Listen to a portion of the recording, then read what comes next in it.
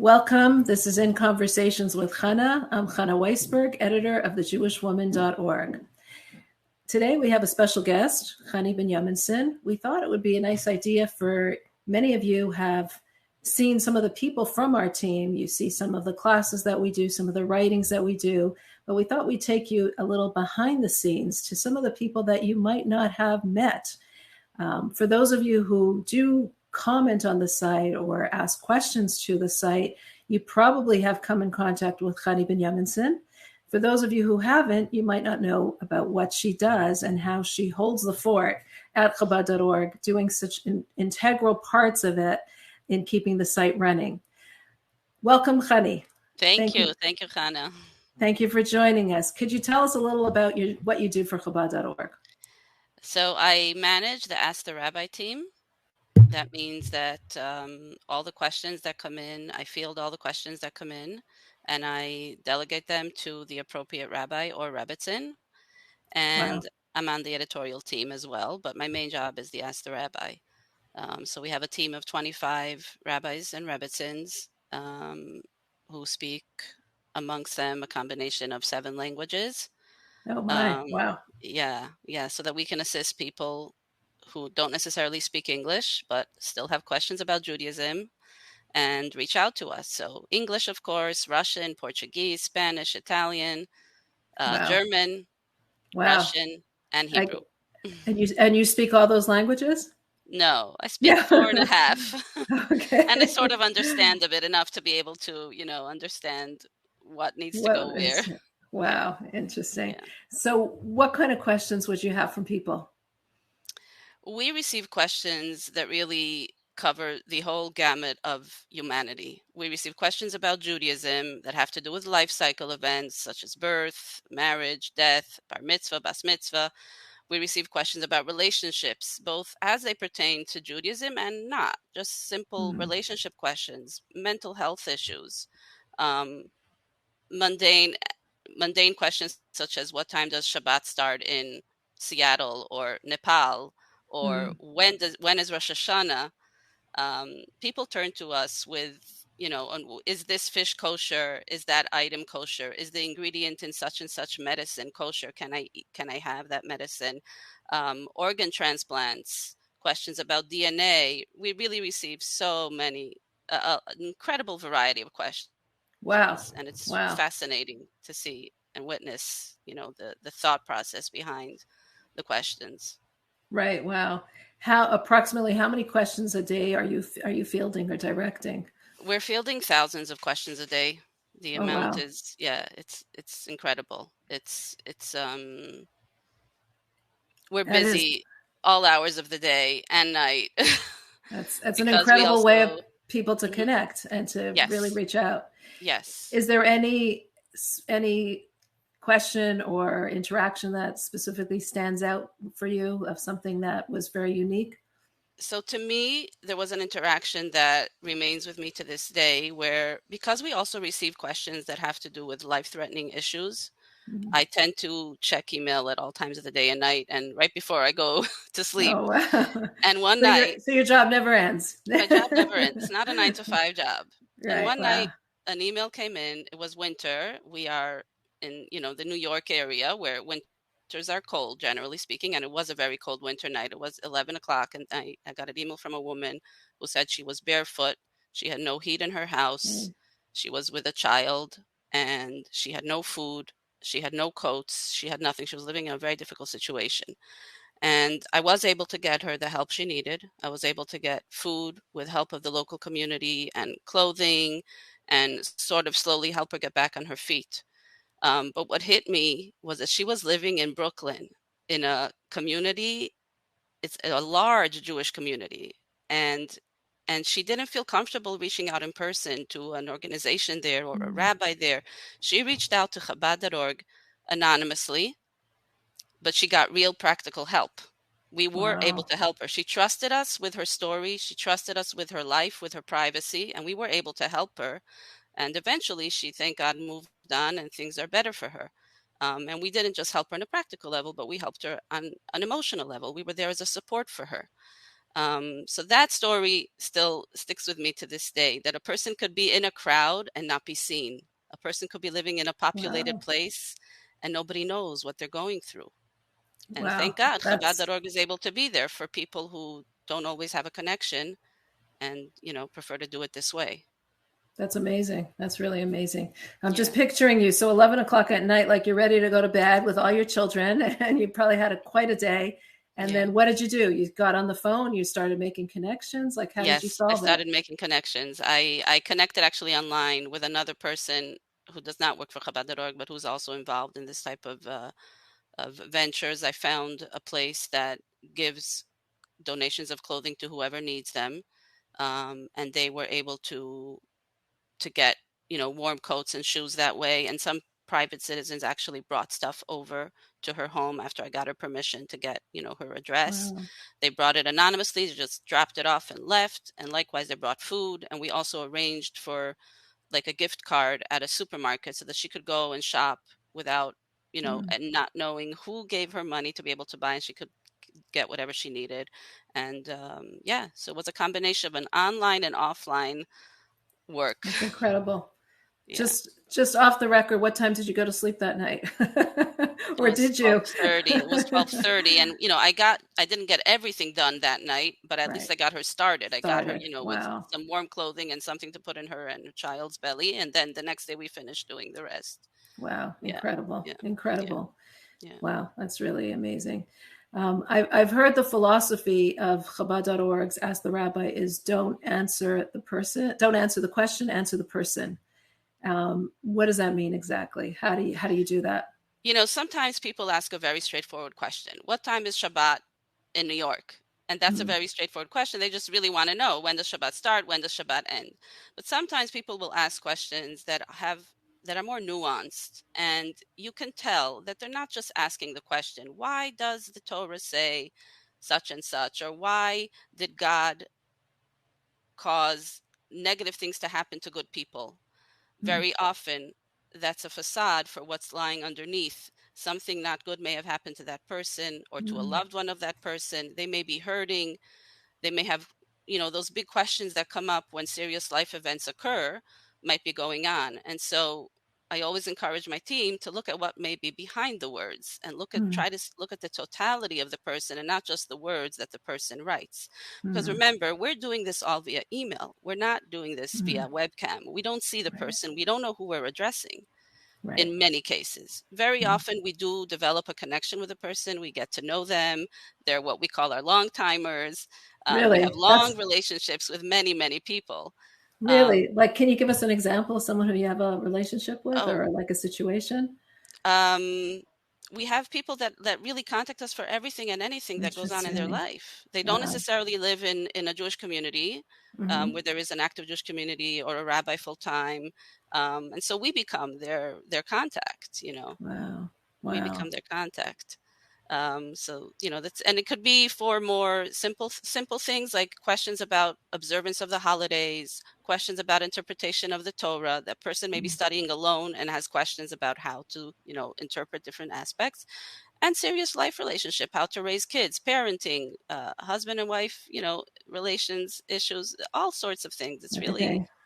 everything Wow. you can imagine Fascinating. and more. It's very, very interesting. And I've been doing this for almost 25 years, and I'm Wow. still not tired of doing it. It's Wow. interesting Incredible. every day. Interesting. Wow. And how do you decide who to delegate it to from your whole team? I guess you have intuition on who deals with different issues best. Yes, and I also have a team that has each team member has Expertise. different expertise, areas of Mm, expertise, and so I do that.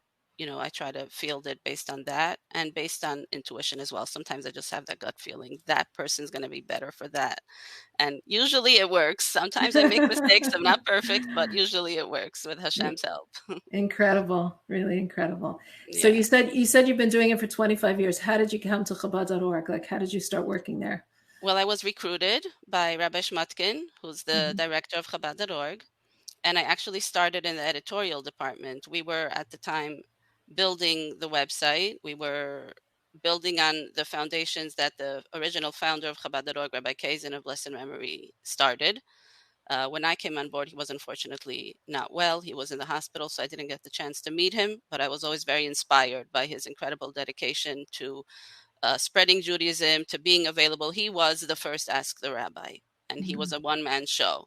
Mm-hmm. And his image always inspired me and continues to inspire me very much. So I started in the editorial. We were just, we were putting together material, holiday websites, weekly Torah portion websites, and that's how I started. And then eventually, as the website grew and as the usage of the internet grew, because it wasn't that common in the early 90s, there became a need to expand the Ask the Rabbi team. And so I started taking on that job, and slowly Wow. but surely, we built it up, Wow. and Incredible. here we are.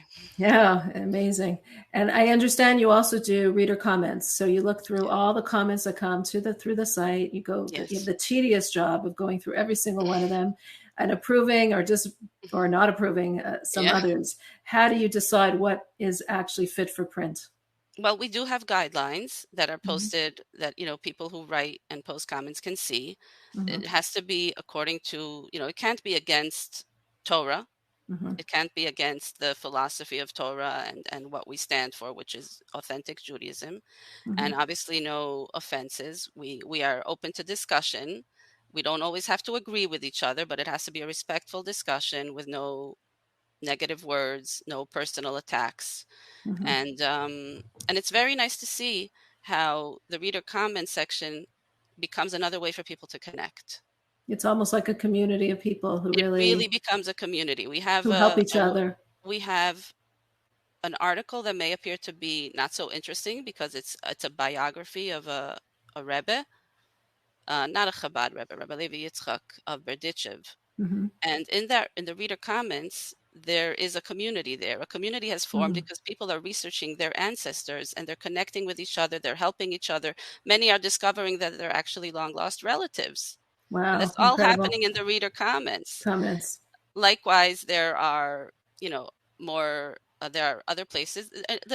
I have to say that Chabad.org is a microcosm of the world because you Mm, have philosophical articles and you have people having philosophical discussions and disagreements about what the author has written or sure. what they're saying. So you have really a lot of everything. And then you have an emotional support system in the reader comments of our Psalms page, of the Tehillim page, where Mm-hmm. people write messages. My son is having an operation tomorrow. Can you please pray for him? And people write that they will pray. And then they ask for follow up. How did it go? We're thinking of you. Wow. So it creates a virtual community. And this is not something that's new in the COVID and post COVID era. This has been the reality here at Chabad.org since, for the past 20 years. Wow. So it's really It's beautiful to so witness that. yeah, it's nice to see how, people sometimes feel so isolated here. There's an opportunity for that Yeah, connection. That's beautiful. absolutely. Approximately how many comments do you get a day?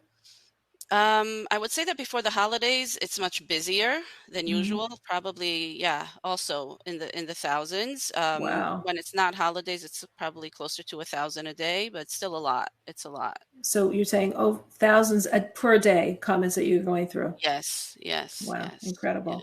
Okay. Okay. Unbelievable. Tell us a little about yourself. Tell us a little about That's a your loaded background, question.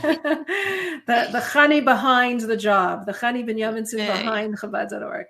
What can So you grew up I where? grew up in Rome, Italy. My parents are Chabad Shluchim, Chabad Lubavitch Shluchim there. They were sent by the Rebbe in 1976. Wow, Um, I was they, born there. they were All my siblings were born there. they were sent from where? From New York. My mother's American. My father is Russian, actually. He was born a Russia. refusenik. A Um, refusenik. he Wow. was born a refusenik in Soviet Russia. At the time, his parents and older siblings had been requesting to leave for 7 years. The law in Russia was, in the USSR, the former USSR, was every year you could request permission to get a visa to leave the country. And so my grandfather would religiously go every year, and every year they would religiously answer no, the request denied. It took a total of 20 years for them to be able to leave. So my father was born into this situation. Wow. Um, When did and they finally leave? When were they able to leave? a year after his bar mitzvah, yeah, in Wow. the early 60s, they were finally able to leave. 60s. Yeah, yeah, yeah. But they, they went through a hard time. They were religious, observant. Here's a picture of my grandfather. Oh, This wow. is what he looked like in Russia. He had a And full beard all the time. incredible. He only worked 6 days a week. He would not work on Shabbos, and so he would lose jobs very often because not everyone was willing to hire an employee who, even though he was a very good employee, would not work on Shabbos. Mm, Um, it was difficult to find kosher food. It was difficult to, to be a proud Jew. But my grandparents never compromised, and at some point, the KGB threatened that they would take their children away. They had 13 children because they did wow. not send them to public school. Wow. So they compromised and they agreed that they would send them to public school, but on Shabbos and holidays, they would send only one child. They would take turns Uh-huh. sending one child at a time. And the KGB and the school officials agreed. It was a huge deal because, one of the ideals of communism is that everyone is the same. Everyone has to Right. do the same thing. And so it was all over the papers in the town where they live near Moscow that Khazan is doing things differently. That my maiden name is Mm, Khazan. He's not sending his kids to school. He's not giving them a proper education. And there was a whole brouhaha in the town because of Khazan sticking to his principles and wanting to mm. do what God wants. And so that was a compromise they reached. And So one child would go on one Shabbos child or would go on holiday Shabbos. She would to not school. carry, they would not carry anything. They would not write anything in school. Mm, hmm. In fact, there's a known story of my aunt who is no longer alive now, but she was 9 years old and her teacher was trying to force her to write on Shabbat. Mm, And she wow. refused. Hmm. She refused, and it came to a point where the teacher was shouting in front of the whole class, and it was Oh so my. noisy that the principal came and asked what was going on. And she said, this Chazan is not writing. She's disobeying my orders. So she said, is she a good student? The principal said. She said, yes, she is a good student. So the principal sat down and asked my aunt the questions. They were math questions, and the principal wrote them down. And then Wow. she asked the teacher, "Is this correct?" She said, "Yes, it's correct." And then the principal said, "Leave her alone. It's enough that she comes to school on Shabbat. Don't She doesn't have to stop. She doesn't have to start writing or carrying." Wow, that's nice that she had a sympathetic principal. Yes, Wow, yes, incredible. yes, yes, yes. So your father grew up in that kind of environment, My and father grew up in that kind of environment. His home was a Chabad house before there were Chabad houses, before there was mm, such a concept. My grandfather built a secret mikveh under the kitchen floor and a secret matzah bakery oven under the kitchen floor. There was a minyan in his house every Shabbat and every holiday. People who wanted to marry Jewishly under a chuppah would come to do the chuppah in secret in the middle of the night in their house. And so my father and his siblings grew up in a very happy home. All their memories are very happy, and they grew up in basking in the light of Judaism and helping others. And when they finally left Russia and moved to Israel, my grandfather was already a middle-aged man, and he continued doing this work. He continued helping Russian immigrants mm, marry according to Jewish law and do a brit milah to their children and all the different life cycle events and made sure they enrolled in proper Jewish schools and got jobs and he helped them. And that's how my father grew up, wow. seeing Well, my grandmother's quiet support and my grandfather's activism. And so well, when it was time for him to, build his own life, that was definitely something that was in the forefront of his mind. you And say he grew up in a happy home. Obviously, like it must have been a happy memories because he chose that lifestyle for himself when yes, he yes. went to Rome. Yes, and also there was a lot of pressure. That's why I'm mentioning Happy Home because life in I'm Soviet sure Russia, neighbors was spied on each other, was family members scary. spied on each other. There was incredible level of tension in the Sure, country. and And so yet much my danger. grandparents managed to create this oasis, Wow, and incredible. that's what That, stayed. yeah, really incredible. Yeah. So you grew up in Rome. What was it like growing up in Rome? Well, we were the only family, as often happens when Chabad goes to, remote places. Rome is Right. now not considered remote anymore, but in our Mm-hmm. days it was. Right. There was no proper Jewish education, so myself and my siblings left home very young, between the ages of 5 and 8. There, Where did you go? Where did you go at such a young age? so I went for the first year to my grandparents in Chicago, my maternal grandparents. And then I went to Milan in Mm-hmm. northern Italy, where there was Mm-hmm. a more observant community, and Chabad had a school and still has a school. And myself and other people stayed in the home of Rabbi and Rabbi Singorelik, who are the head shluchim of Italy. Italy. We stayed in their home for almost 12 years. Very long time. Incredible. They became our second parents, essentially. Yeah, Wow. we were very lucky. So you speak English perfectly. You have no accent. I guess that was because of your years in Chicago, or that your No, mother was because your because mother was American? well, it's a combination. When children grow up hearing different languages, when they're born Mm, into hearing different languages, they naturally have the talent mm, to hear and speak. And our house was an international home because our house was the Chabad house. It still is.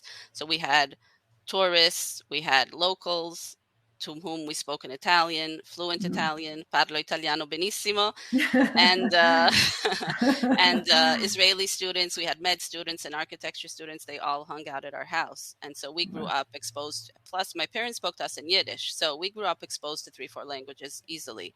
Like we were born into it, and Right. yeah. That's So an that's incredible test.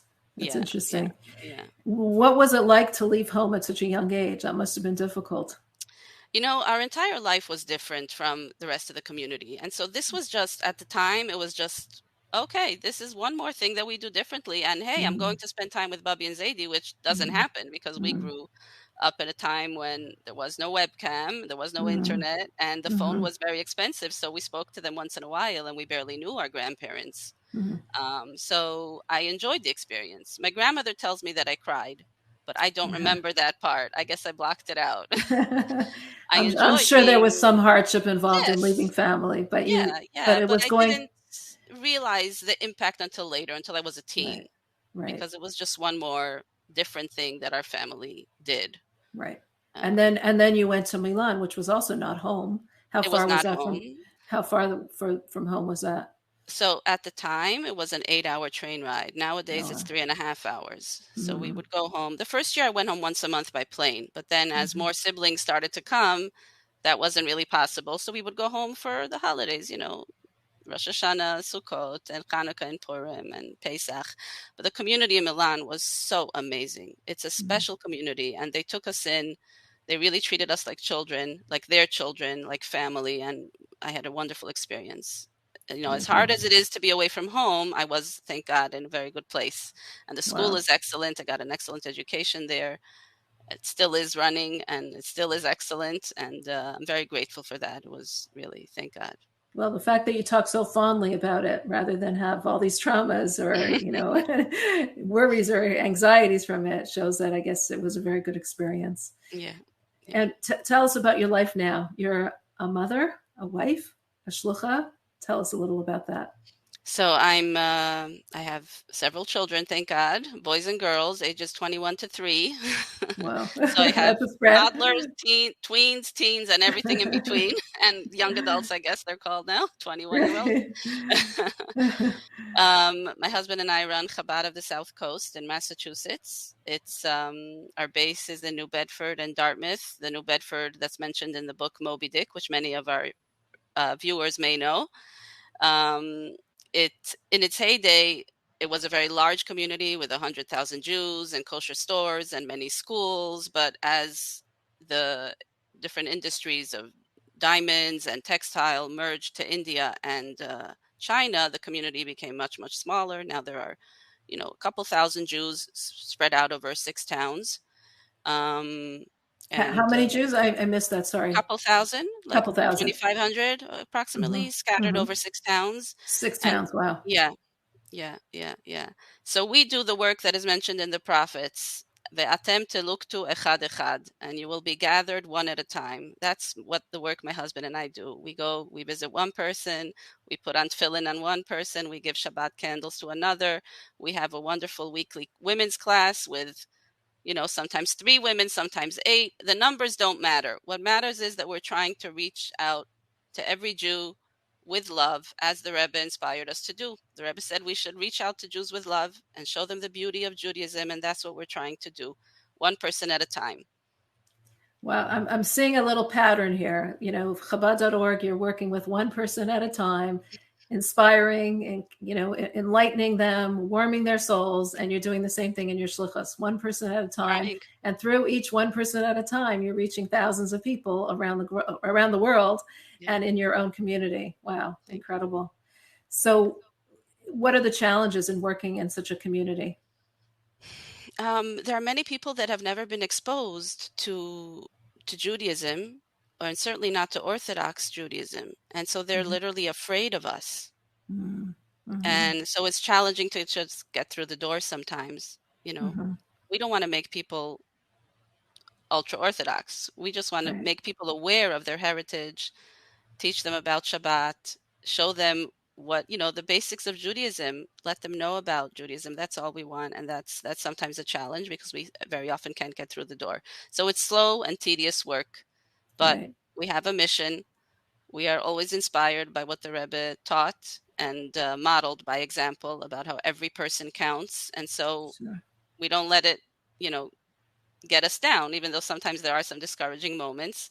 For me, coming from a large community, in Italy, it's a very different reality. So it was Mm-hmm. definitely an adjustment. It took an Mm-hmm. adjustment period, but it's very valuable and very precious to see when one person and another person slowly become interested in what the Torah has to offer.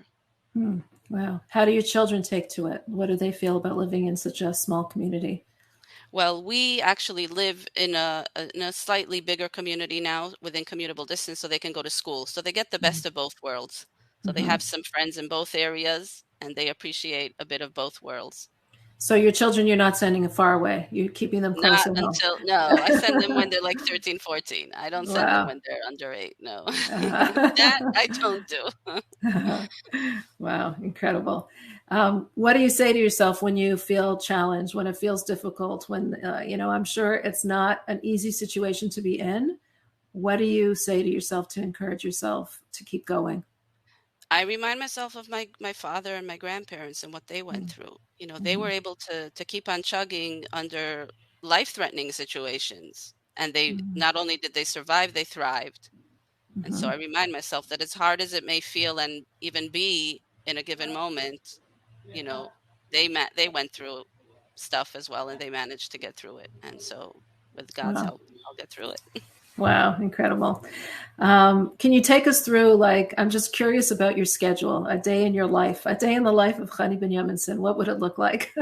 It just I seems wake like up, there's so many different parts to your life, yeah. so many different areas. And I think so many people and women in particular are juggling so much. So I think they would appreciate to hear some tips or ways of coping with all the many different parts of your life that have to come in together. So what helps me keep me sane is actually waking up early in the morning. I am an early morning type of person, so I try to wake up between 4 and 5, and those few I can hours. attest because I get a few of your reader comments early. Yeah, but Right. when the house is quiet, my mind is fresh, no one is pulling my skirt and needs this and Mhm. that. Those 2 hours, I can work, and I can often get more work done in those 2 hours than I get done later in the day. It's interesting because I was just reading about how the greatest entrepreneurs say get up early in the morning. That's when you can get the most Oh, there done. you So, go. so you're a big entrepreneur, getting that, I getting guess I everything am. done. Yeah. I guess I am. So that is one of my secrets that I try to get as much work done as I can during the day and while the kids are in school. And then I just have, I have a schedule and I try to stick to it where, a certain amount of hours I'm working Chabad.org, then I'm dedicating myself to our shlichus. And, in between I get stuff done via remote support to my parents as much as I can. And, Oh wow. and do everything else I do. And I do also work after the kids are in bed. Uh-huh. There's no way I can get everything done if I didn't work later as well. So I don't really have the best work-life balance, but Uh-huh. but this is what I need to do in order to get everything done. Right. Wow. Incredible. Can I ask how many hours you sleep at night or no? Oh boy. Wow. Especially if you're Don't up tell at my 5 in the doctor. morning. Yeah. Yeah, usually 4 or 5. I Oh, try to wow. aim for 6. When things go well, I do 6. Interesting. Yeah. Wow. That must be tiring. Okay. Okay. This is incredible. Thank you so much. Khani, can you give us a little picture about what your goals are in life, like your dreams and goals for the future? My goal is to bring Mashiach. That's a great goal. That's my goal, to bring Mashiach, and that's why I work so hard, because I believe that. everything I'm doing is leading towards that goal. I'm helping people become closer to Hashem. I'm helping people who need help with whatever aspect that may be of their lives. And as the Rebbe often said, one good deed leads to another, and every good deed we do brings Mashiach closer. So that's my Beautiful. goal. That's all I want. That's amazing. And what powers you when you wake up in the morning? Like, what powers you to keep going when it's a cold day and it's so much to do and you really would just want to turn over and get back to sleep? What keeps you moving forward? I'm not the What type of motivates you? person that wants to turn over and go back to sleep. Okay. Except on Shabbat. On Shabbat, I wind down and my body does that. But during the week, there's so much work to do. There's so much work to be done. There's so little time. Time is finite, and so I feel the necessity to work. I'm just like that. There's so much that needs to get done. The Rebbe himself is my inspiration. He never stopped working. He rarely slept, and he was always learning Torah or working and helping others. And the Rebbe did that all the way into his 90s. I'm not that old yet, and thank God I have the energy and the health. And so, how could I not be Wow. busy and work for the other? It's in my blood, really. I absorbed it from my father, from my mother. They're both, dedicated, hardworking shluchim. My mother founded a preschool, and she still runs it now. She's, I'm not going to say her age because she probably doesn't want me to say it. She's young. She's young, but she's not. She's been on She's shluchah since mature. the 70s. She's Wow. mature. Thank you for that. And they are my example as well. They don't stop working. They don't stop caring for others, and it's something that I was born into and I absorbed in with my mother's milk, and Incredible. I can't do otherwise. Beautiful. Thank you so much. Thank you, Khani, Thank for joining us. Thank you for giving us a little vision of the woman behind so much that's going on at Chabad.org, the Ask the Rabbi team, the reader comments, and a woman who's juggling so many different parts of life and doing it so successfully, one person at a time, and how one person at a time can make such a huge impact in really changing over our world because every person is a world on their own. Yeah, Th- absolutely. Thank you for having me, Chana. This was wonderful. Thank you. Thank you so much for joining us.